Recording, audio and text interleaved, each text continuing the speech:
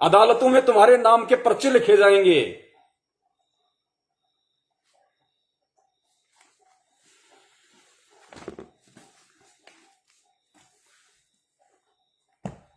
अब पुण्यात्माओं, यहां तक आप जी इन घटनाओं से रूबरू हुए। अब दास आपको 2 मोबाइल पे जो मेरे मैसेज आए थे, अब मैं आपको वो भी सुन के बताता हूं और ये बताऊंगा कि आज मेरे लाइव आने का मुख्य मकसद क्या था। इस वीडियो के माध्यम से, इस घटना का माध्यम से, इस घटना को पूरी तरह से आप लोगों के सामने रख के, आप लोगों को बता के, हालांकि अभी उन लोगों का कोई नाम नहीं आया मैनेजमेंट की तरफ से, वो गुरुद्रोही नहीं है। ऐसे काम करने वाले गुरुद्रोही नहीं होते। जो अपनी गुरु बहन का बलात्कार कर दे, अपनी गुरु बहन के साथ में ज्यादती करे, वो गुरुद्रोही नहीं होता, वो तो गुरुमुखी होता है। क्योंकि इनको पता है कि देश राज क्या करता है, महेंद्र क्या करता है, महेंद्र का लड़का क्या करता है, और अन्य जो बड़े बड़े जो कोऑर्डिनेटर हैं, जो विष्णु साहू हैं, ये वो क्या करता है। ऐसे लोग कुचरित्र नहीं होते, ऐसे लोग गुरुद्रोही की श्रेणी में नहीं बल्कि बहुत अच्छे भगत की श्रेणी में आते हैं। तो जब इनके बाप दादाओं को गुरुद्रोही घोषित नहीं किया गया आज तक, तो नामदान केंद्रों पे जो उनके चमचे बैठे हुए हैं, वो अगर किसी की बहन बेटी की इज्जत पे हाथ डाल देंगे तो उनको कौन गुरुद्रोही करेगा। और पुण्यात्माओं, यही हरकत अगर मुझदास से हो जाती तो आप जी आइडिया लगा लेना क्या क्या हो जाता। और उसके बाद भी लोग चुपचाप बैठे हैं, उसके बाद भी संगत चुपचाप बैठी है। तो पुण्यात्माओं, तुम्हारी स्थिति ये नोट कर लेना। गुरुजी कहते हैं ना कि इस बात को पल्ले गांठ मार लेना, यानी अच्छी तरीके से दिमाग में सेट कर लेना। तुम्हारी स्थिति वो होगी जो महाभारत में भीष्म, कर्ण और द्रोणाचार्य की हुई थी, जो सब कुछ जानते हुए भी द्रौपदी को नंगा देखने के लिए बैठे हुए थे, विरोध तक नहीं कर रहे थे। और एक सच्चा सत्सेवक वहां पे खड़ा हुआ, विदुर, जो आज धर्मात्मा के नाम से जाना जाता है। उसने सच कहा, सच कहा तो उसके मुंह पे थप्पड़ लगा, वहां से उठ के चल दिया और परमात्मा के कहर से बच गया। तो आज विदुर वाली भूमिका इस संगत में सत्सेवक निभा रहे हैं। भीष्म, कर्ण, द्रोणाचार्य वाली भूमिका ये स्टेट कोऑर्डिनेटर, ये नामदान संचालक और ये डिस्ट्रिक्ट कोऑर्डिनेटर निभा रहे हैं। दुर्योधन वाली भूमिका ये महेंद्र भगोड़ा, देशराज, और ये गुरुजी का जो कलयुगी परिवार है, जो अनारो माई जिसको आप कहते हो, वो आपकी माई, हमारी माई नहीं है। वो अनारो माई मूर्खों की माई है, अनारो माई भक्तों की माई नहीं है। क्योंकि हमारी माई संत रामपाल जी महाराज है, सतगुरु माई बाप है, सतगुरु भाई बंद। हमारी माई हमारा गुरु है, हमारी माई वो नहीं है। हमारी बहन अंजू मंजू नहीं है। अरे कम से कम गुरु मत मानो, कम से कम अपना बाप तो मान लो, अंजू मंजू। अरे बाप, गुरु तो छोड़ो, तुम तो गुरु की परिभाषा भी नहीं जानते कि गुरु की परिभाषा क्या होती है। अरे अपना बाप ही मान लो, अपना बाप मान के तो तरस खाओ कि तेरे चाचा ने कितना बड़ा षड्यंत्र किया है। तो उस हरामखोर को अच्छे से जानती है, बचपन से जानती है। और मंजू जी 2016 में जो गुड़गांव का कोऑर्डिनेटर था, सारनामी संदीप शर्मा जी, जिसका अपना डेंटल क्लिनिक है, आपकी तो उससे बात हुई थी। संदीप जी ने मेरे को आपकी रिकॉर्डिंग सुनाई थी। वो जयपुर आया था मेरे पास में अपना कोई एग्जाम देने के लिए, तो रात को मेरे पास रुक गया, वहां पे 5 दिन रहा था। तब उसने मुझे पूरी रिकॉर्डिंग सुनाई आपकी। तो मंजू जी आप क्या कह रही थी उसको? आप महेंद्र के पूरे परिवार की एंटी थी उस समय। आप क्या कह रही थी, याद करो जरा, कि भाई इस महेंद्र को और इसकी लुगाई को, इसके परिवार को हमारी गुरुजी की बिल्कुल भी चिंता नहीं है। ये तो संगत को लूट के खा रहे हैं और दांदरे निकालते हैं। दांदरे कहते हैं दांतों को हरियाणा में, है। ये तो भाई दांदरे निकालते डोले सारा दिन, इनको कोई टेंशन नहीं है, इनके घर में तो आराम की कमाई आ रही है। उस समय तो आपके अपने चचा जान के खिलाफ ऐसे विचार थे, और उसके कुछ समय बाद में आपके चचा जान ने आपको टुकड़े डालने शुरू कर दिए। उसके बाद में आप अपने चचा जान की प्रिय हो गई। आपने और आपकी माता श्री ने दीवार से सटके सीधी होके, जैसे साइड में किसी ने AK-47 लगा रखी हो कि जैसा बोले वैसा बोल, मैं मंजू गुरुजी की बेटी और ये मेरी माता जी, आज हम मिलाई पे हिसार जेल 2 में गए। वहां गुरुजी ने कहा कि संजय और पवन गुरुद्रोही हैं, इनसे कोई बात ना करे और मोहनलाल की बात मान के चले। मोहनलाल मतलब मोहन भगोड़ा, महेंद्र का दूसरा नाम है मोहनलाल, जिसने अपना नाम चेंज कर लिया पुलिस के डर से। महेंद्र से नाम रखा मोहनलाल। आज अपने चाचा की गोदी में बैठ गई तू। तो भाई तू हमारी बहन नहीं है, तू संत रामपाल जी महाराज जी की बेटी नहीं है। संत रामपाल जी महाराज जी की बेटी वो है जो संत रामपाल जी महाराज जी की शिक्षाओं पे चलती है, जो अपने बाप के लिए, अपने गुरु के लिए तन मन धन सब कुछ न्योछावर करने के लिए तैयार रहती है। और वो बेटियां सत्सेविका हैं। निशा बहन, ममता बहन, मधु बहन और हमारी बहुत सारी बहनें हैं, वो हैं सत्सेविका असली। झांसी की रानी लक्ष्मीबाई वो हैं भक्ति मार्ग की, वो है असली मीराबाई। तुम जैसे चापलूस नहीं, जो चंद पैसों के लिए, चंद रोटी के टुकड़ों के लिए अपने चचा जान के हाथों बिक गई। अगर तेरी ऑडियो मैंने ना सुनी होती तो मैं भी ये सोचता कि भाई हो सकता है, लेकिन दास ने इन कानों से तेरी ऑडियो सुनी थी बहन। और ऑडियो तो बात छोड़िए, जब तक मुझे सच्चाई का पता नहीं था और मैं हिसार की तारीख पे गया था और दिन के 2 बजे कहां पे रुका हुआ था, संजय मोर के मकान पे। संजय मोर का मकान कहां है? जेल नंबर 2 से थोड़ा सा आगे चलेंगे, आजाद नगर आएगा, उसमें। उस समय संजय मोर के पैर में चोट आई हुई थी, उसने प्लास्टर बांध रखा था, याद है ना दीदी? हाँ, भूलोगी कैसे? कहते ना किसी का खाया हुआ भूला नहीं जाता, किसी के साथ में धोखा किया हुआ भूला नहीं जाता। तो जब मैं वहां था, जयपुर के और 2-4 भगत थे, रामकिशोर गुज्जर था मेरे साथ में। उसके बाद दीदी आप आई और दीदी वहां पे क्या बातचीत हुई, वो बिहार में जो रैली होने जा रही थी, उस रैली के विषय में हमने प्रार्थना लगवाई थी कि गुरुदेव हम बिहार में रैली करना चाहते हैं और ये महेंद्र भगोड़ा जो है वो मना कर रहा है कि बिहार में रैली नहीं होनी चाहिए। तो दीदी आपने क्या कहा था कि भैया मैंने गुरुजी से जाके प्रार्थना कर ली है जेल में, गुरुजी ने कहा कि रैली करो। वो तो ऐसे कहता रहेगा, उसको करने दो महेंद्र को।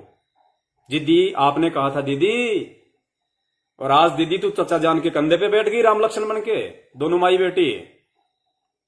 दीदी परमात्मा का कहर टूटेगा, ये तेरा बाप नहीं है। तू कहीं सोच रही कि मेरा बाप है संत रामपाल जी महाराज, तेरा बाप नहीं है और ना तू उसकी बेटी है, ध्यान रखियो। ये उसका बाप है जो उसको बाप यहां से मानता है, यहां से मानता है, जो रोम रोम में उनको अपना बाप मानता है, ये उसका बाप है। वो हाथ आपना रख दे उस पे जिसने मान गुरु को बाप लिया, वो उसके सिर पे हाथ रखता है जिसने अपनी आत्मा से उसे अपना बाप माना है। दीदी तुम तो जन्मदिन मना रही हो, हम तो प्रगट दिवस मना रहे हैं भाई, सत्सेवक हैं परमेश्वर के। गुरुदेव की वाणी है कि गुरु मानुष कर जानते ते नर कहिए अंध, ओवे दुखी संसार में आ गए यम के फंद। हम कैसे इस वाणी के खिलाफ चल सकते हैं? कैसे? हम गुरु को मानुष नहीं मान सकते। गुरु का जन्मदिन मनाने का मतलब है गुरु को मानुष मानना। जन्मदिन का मतलब जिसने मां के गर्भ से जन्म लिया वो जीव हो गया, वो मानुष हो गया। और परमेश्वर कह रहे कि गुरु को मानुष कर जानते। दीदी ये तत्व ज्ञान है दीदी, ऐसे समझ में नहीं आएगा दीदी। भक्तों से ज्योति पाठ के पैसे डकारने से समझ में नहीं आता दीदी। दीदी ये तत्व ज्ञान है, ये गुरु के चरणों में निष्कपट भाव से बैठकर उनकी संगति करने से, उनके एक एक वचन को इस कान के माध्यम से अंदर डाल के अपने हृदय की गहराइयों में उतारने से समझ में आएगा दीदी। दीदी ये लोनी के नामदान केंद्र पे जाके वहां से 2-2, 4-4 लाख रुपए सेवा के उठा के अपने घर पे ले आना दीदी, उससे नहीं आता ये। उससे तो बुद्धि भ्रष्ट होती है दीदी, जैसे भीष्म, कर्ण और द्रोणाचार्य की बुद्धि भ्रष्ट हो गई थी। तुम लोग मंदोदरी की उसमें कौन सी थी वो? मंदोदरी तो अच्छी आत्मा थी। अरे जिसने राम को वनवास दिलाया था, मांदरी थी, बांदरी थी, क्या नाम था उसका? तुम लोग तो उस मंथरा मंथरा मंथरा मंथरा दीदी, तुम और तुम्हारी मां तो मंथरा की श्रेणी में हो। मंथरा, तुम्हारा काम लोगों को खाना, डकारना, भड़काना। अरे कम से कम शर्म करो दीदी, शर्म करो।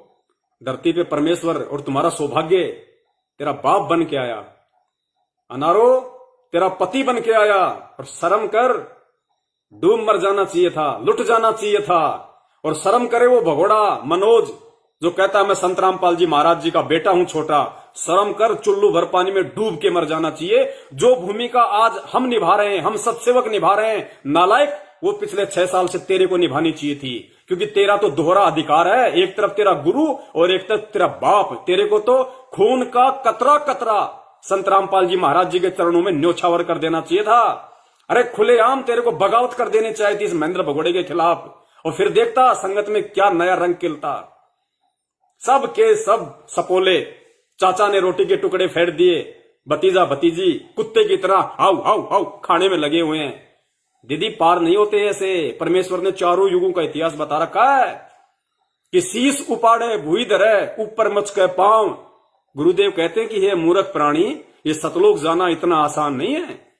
सतलोक के लिए अगर तुझे अपना शीश उपाड़ कर, शीश उपाड़े भूई धरे, अपने हाथ से अपना शीश उतार के अगर जमीन पे रखे और ऊपर मच के पांव अपने सिर पे अपना पैर रख, और कहते कबीर का घर शिखर में तेरी गरज पड़े तो आओ।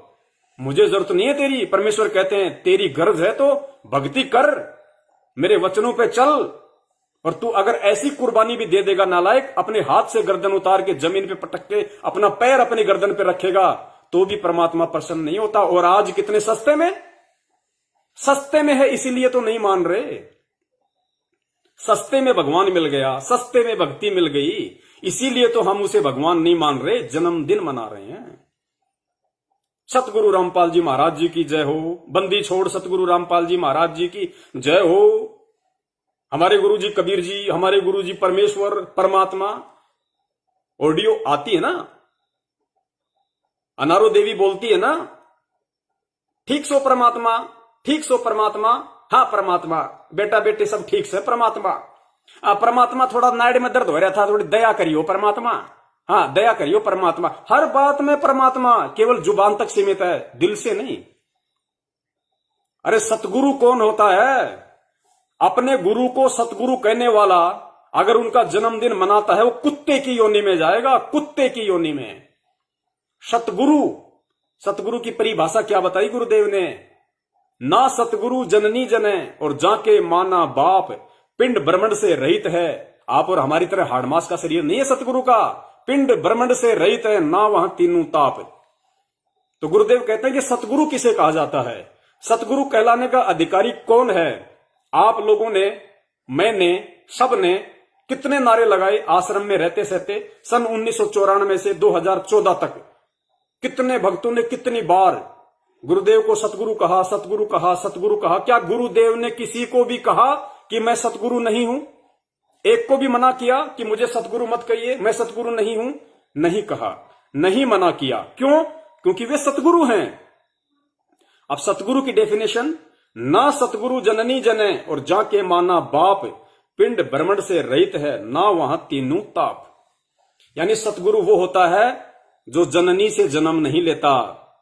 अरे जो खुद मां के पेट से जेर में लिपट के आएगा, वो तुम्हारा क्या खाक मोक्ष करेगा? जो खुद एक जीव श्रेणी में है, जो खुद 9 महीने तक उस मां के गर्भ में, उस नरक में उल्टा पैर लटका हुआ होगा, जो जेल में लिपट के बाहर आएगा, गंदगी में लिपट के बाहर आएगा, वो क्या तुम्हारा मोक्ष करेगा? जीव कभी जीव का मोक्ष कर सकता है क्या? ये लीला कुछ भी करेगा परमेश्वर।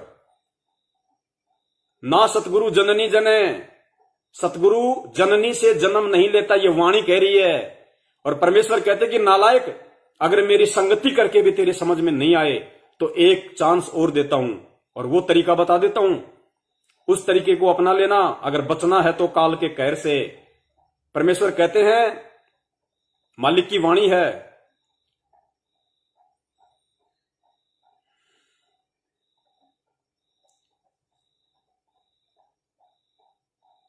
परमेश्वर अपनी वाणी में कहते हैं कि जय तैने सूझे नहीं तो शब्द साखी सुन ले। नित्य नियम में पढ़ते हो आप रोजाना, जय तैने सूझे नहीं। अगर तुझे सूझता नहीं है नालायक, अगर तुझे नहीं समझ में आ रहा है, जय तैने सूझे नहीं, हरियाणा का वर्ड है सूझे, कि तुझे सूझ नहीं रहा क्या मैं क्या बोल रहा हूं। जय तैने, तैने यानी तेरे को, और जय मानी अगर तेरे को नहीं सूझ रहा तो परमेश्वर कहते हैं जय तैने सूझे नहीं, कि नालायक मैं भगवान तेरे सामने खड़ा, तेरे को उपदेश दे दिया, दिन रात सत्संग कर रहा हूं, इतनी अच्छी अच्छी बातें बता रहा हूं, परमेश्वर का विधान बता रहा हूं, इतना सब कुछ होने के बाद भी अगर तुझे समझ में नहीं आ रहा तो परमेश्वर कहते हैं जय तैने सूझे नहीं तो शब्द साखी सुन ले। नालायक मेरी वाणियों पे गौर कर, इस शब्दों पे, इन साखियों पे गौर कर। और शब्द साखी भूत संगीत है, साखी भूत संगीत है, भूत यानी पीछे का इतिहास है ये पूरा। साखी भूत संगीत है, जासे लाओ ने, यानी उससे प्रेम कर, उससे प्रीत जोड़, उससे मन लगा, उन सत्संगों से मन लगा, सत्संगों में ज्यादा ध्यान दे, सत्संगों की तरफ ज्यादा आकर्षित हो, सत्संगों से प्रेम कर। जय तैने सूझे नहीं तो शब्द साखी सुन ले, साखी भूत संगीत है, जासे लाओ ने। अब वो साखी क्या कह रही है? साखी कह रही है ना सतगुरु जननी जने और जाके माना बाप, पिंड ब्रह्मंड से रहित है ना वहां तीनों ताप। तो जितने भी लोग जो संत रामपाल जी महाराज जी के भगत होकर उनका जन्मदिन मनाते हैं, जिन्होंने मना लिया है या आगामी 8 सितंबर को मनाने की सोच रहे हैं, तो इस वाणी पे गौर कर लेना। बार बार परमात्मा कंसेशन नहीं देगा। या तो संत रामपाल जी महाराज जी को अपनी इस अपवित्र जुबान से, गंदी जुबान से सतगुरु कहना छोड़ दो। अगर जन्मदिन मनाते हो तो उनको सतगुरु कहना छोड़ दो, और अगर सतगुरु कहना नहीं छोड़ते तो नालायकों, परमेश्वर की वाणी के अनुसार इस वाणी पे अमल करो, गौर करो कि ना सतगुरु जननी जने जाके माना बाप। जब सतगुरु जननी से जन्म लेता ही नहीं परमात्मा की, इस परमेश्वर की अटल वाणी के अनुसार, ये विधान है परमेश्वर का, तो तुम जन्मदिन किसका मना रहे हो? कौन से सतगुरु का जन्मदिन मना रहे हो?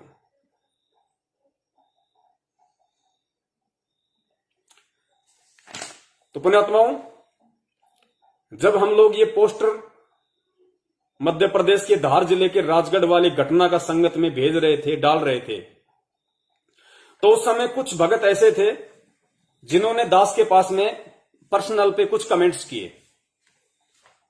एक भगत जी हैं, मैं नाम उनका नहीं बताऊंगा, थोड़े से कमजोर हैं बेचारे। कमजोर मतलब उनमें इतनी अंदर से वो पावर नहीं है कि वो सामना कर सकें अगर उनका नाम उजागर कर दिया जाए, तो इसलिए दास किसी की आत्मा दुखाना नहीं चाहता। कमजोरी सब में है, लेकिन उनके इस कमेंट्स के माध्यम से फिर दास ने इस वीडियो को बनाना जरूरी समझा। परमेश्वर ने दास को प्रेरणा की कि बेटा इस घटना पे वीडियो बना, बहुत जरूरी है, क्योंकि परमेश्वर ऐसी घटनाओं के माध्यम से अपने बच्चों को निकाल लेंगे। उन काल एजेंटों के जासे में जो फंसे हुए हैं, उनके चक्कर में जो पड़े हुए हैं, परमेश्वर उनको निकाल लेंगे। और परमेश्वर ने कोई ठेका नहीं ले रखा कि 20 लाख को नाम दे दिया तो 20 लाख को ही लेके जाएंगे, नहीं। परमेश्वर कहते हैं कि खोकापुर के काग मिले दिन दोई रे, अरबों में कोई हंस हमारा होई रे। परमात्मा कहते हैं ये काल की नगरी है, यहां लोग जो कौवे होते हैं वो हंस बनने का ड्रामा करते हैं, लेकिन परमेश्वर अंतर्यामी, उनसे कुछ छुपा हुआ नहीं होता। तो परमेश्वर कहते हैं खोकापुर के काग मिले दिन दोई रे। इस 21 ब्रह्मांड को परमात्मा ने खोकापुर कहा है। खोकापुर व्यर्थ, थोता, कि खोकापुर के काग मिले दिन दोई रे, कि 2 दिन के लिए भगत आएंगे बनने, नाम ले लिया गुरुजी गुरुजी, परमात्मा परमात्मा, 4 काम हुए तब तक तो ठीक, 2 काम बिगड़ गए, अरे छोड़ रे, काहे का भगवान है। तो परमेश्वर कहते हैं खोकापुर के काग मिले दिन दोई रे, और अरबों में कोई हंस हमारा होई रे। अरबों में कोई एक होता है मेरा, और परमेश्वर की वाणी है, ये संसार विघन की घाटी। विघन की घाटी मतलब यहां इतने बखेड़े, इतने लफड़े हैं, इतनी उलझने हैं यहां पे कि प्रथम तो इस जीव को ये सत्संग समझ में नहीं आते, और सत्संग समझ में आ गए तो काल इतनी परेशानियां डाल देगा उसके ऊपर, आर्थिक, सामाजिक, पारिवारिक, रिश्तेदारों की, यार दोस्तों की, काम धंधों की, बॉस की, ऑफिस की, कि वो बेचारा नीचे गर्दन करके बैठ जाएगा कि मेरे बस की भक्ति नहीं है। तो परमेश्वर कहते हैं ये संसार विघन की घाटी, कोई निकसेगा बिरला सूर। कोई बिरला सूर, सूरवीर। सूरवीर कौन होते हैं? परमेश्वर ने बताया, सूरवीर होते हैं सच्चे भगत। परमेश्वर कहते हैं कि गोरख से ज्ञानी घने, गोरख से ज्ञानी घने, सुखदेव यति जहान, और सीतासी बहु भारिया, संत दूर अस्थान। संतों के घर, सूरवीरों के घर परमेश्वर कहते हैं बहुत दूर है, कि गोरख जैसे भी बहुत मिल जाएंगे, लाखों मिल जाएंगे सिद्धि युक्त, सुखदेव जैसे भी बहुत मिल जाएंगे, सीता जैसे भी पतिव्रता बहनें बहुत मिल जाएंगी, लेकिन संत दूर स्थान, भक्तों के घर बहुत दूर है, संतों का मिलना बहुत दूर है। यहां पे संत उस परमात्मा के लिए भी संकेत है, और यहां पे संत एक सच्चे भगत के लिए भी संकेत है कि उनका मिलना बड़ा मुश्किल है। तो पुण्यात्माओं, परमेश्वर अपने सूरवीर बच्चों को इन घटनाओं के माध्यम से, जो बेचारे अनजाने में, जिनको वास्तव में हकीकत का नहीं पता है, जिनके ऊपर अभी भी अज्ञानता का काला पर्दा छाया हुआ है, जो अभी नए नए नाम दीक्षा ले रहे हैं इन फर्जी नामदान केंद्रों से, और इन लोगों के कुकर्मों से, इनके पहले के कुकर्मों से, इनके कुचरित्रों से वो परिचित नहीं है बेचारे। वो तो सोच रहे हैं भाई गुरुजी का ज्ञान ऐसा है, गुरुजी इतने अच्छे हैं तो गुरुजी का भाई भी उतना अच्छा होगा, गुरुजी की जो है कलयुगी बेटा बेटी पत्नी रिश्तेदार भी उतने अच्छे होंगे, ये स्टेट कोऑर्डिनेटर भी इतने अच्छे होंगे, ये नामदान केंद्र वाले हो, ये तो देवता हैं, इनको तो सेवा मिल गई, भगवान ने सेवा दे दी, तो देवता से कम नहीं है। ऐसी सोच रखने वाले जो भगत हैं, जो अभी नए जुड़े हैं, जो ज्ञान को आधार नहीं बना पाए हैं, उन आत्माओं को परमेश्वर हम जैसे कुत्तों को निमित्त बना के, सत्सेवकों को जो मैसेज, जो वीडियो संगत में वायरल करवा रहे हैं, वो उन आत्माओं को चोट करेंगे, उन आत्माओं को सोचने पे विवश करेंगे, मजबूर करेंगे। और जो परमेश्वर का हंस होगा, गुरुजी कहते हैं ना, जो लोहा होगा वो चुंबक से चिपक जाएगा, और जो ज्यादा सोना या चांदी बनने की कोशिश करेगा, हीरो बनने की कोशिश करेगा, चुंबक उसको अपने से नहीं चिपकाती, चाहे वो कितना बड़ा एक्टर बना फिरे अपने अंदर, अंत में कुत्ते की योनि में जाता है फिर। तो जो लोहा होगा उसको चुंबक कैच कर लेगी। जो असल में भगत होगा, जो भक्ति बीज होगा, उसको परमेश्वर इन संदेशों के माध्यम से अपने पक्ष में कर लेंगे, और उसको सत्य से परिचित करवा के, और वो भगत फिर गुरुजी के हिसार जेल से आने तक केवल अपनी भक्ति करेगा। तो जब ये पोस्टर राजगढ़ की घटना के विषय में कि भाई हम लोग वीडियो बनाने जा रहे हैं, तो उसके बाद उस भाई का मैसेज आया और उन्होंने लिखा, भाई ये सब क्या हो रहा है भाई, अब तो विश्वास उठता जा रहा है इस मार्ग से। बस इतना सा मैसेज इन्होंने भेजा, और ये 2-3 इन्होंने ये ऐसे मुखौटे से भेजे, ऐसे बिल्कुल मुंह जैसे कोई होता ना, उदास आदमी होता है, कि भाई ये सब क्या हो रहा है, अब तो विश्वास उठता जा रहा है इस मार्ग से। और नाम इन्होंने काफी समय से लिया हुआ है। अपने आत्माओं, इसलिए परमात्मा ने दास को ये प्रेरणा की। और ऊपर से फिर एक विहंगम योगी है भूरिया,